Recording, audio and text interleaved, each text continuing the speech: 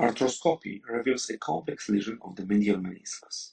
We proceed to stitching up the damage. We start by refreshing the damaged place. Then we make horizontal sutures in the inside-out techniques. We use a specially prepared access on the medial side of the knee, a skin incision of approximately 4 to 5 cm long. We tighten the sutures on the capsule of the joint. After the initial stabilization of the meniscus, we proceed to collect the graft, a fragment of iliotibial band. We make a skin incision about 5 cm long on the lateral side of the knee joint from the lateral epicondyle of the femur. We take an oblong piece of the fascia about 2 cm wide and about 3 cm long. Using the inside-out suture device, we introduce the sutures leading to the knee along the upper and lower edges of the meniscus, approximately in the middle of the meniscal lesion. Sew the other ends of these threads into the middle of both long sides of the graft.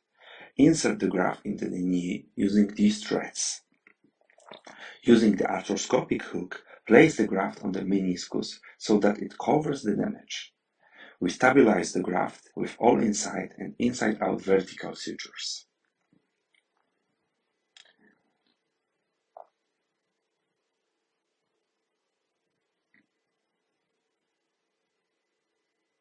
Next, we proceed to cover the graft with a collagen membrane. Using a special tool, an arthroscopic wide gold instrument, we insert the collagen membrane into the knee through one of the widened portals. Open the gold instrument. Place the membrane on the fascia graft. The assistant holds the instruments with the membrane, then the operator proceeds to apply the first staple.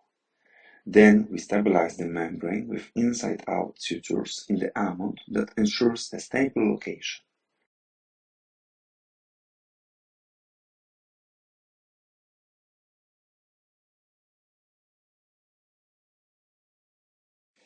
After sutures are placed, bone marrow is collected from the intercondylar notch using a biopsy needle.